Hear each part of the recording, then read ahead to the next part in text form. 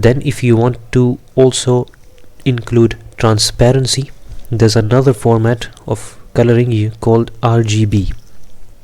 RGB means red, blue, red, green, blue. So you're mixing all of them, a certain percentage of each, to achieve the specific color.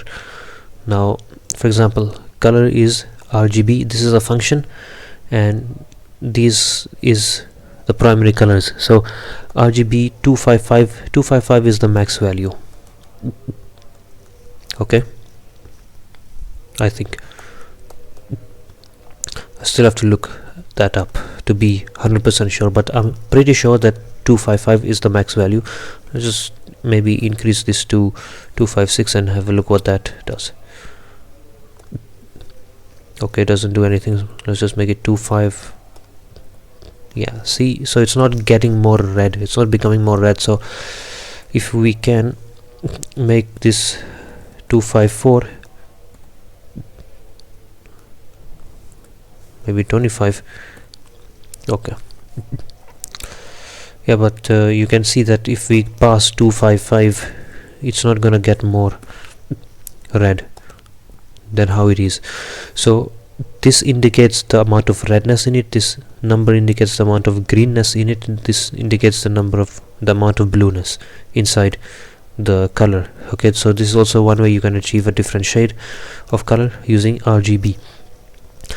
So I can play around with this. I can make this a 9, and that's going to change the color to more pink because of some absence of green. Now you can also use transparency with this. Okay, so if you want to get more transparent, then you can use the RGBA function. A means I think it stands for alpha. So I can make this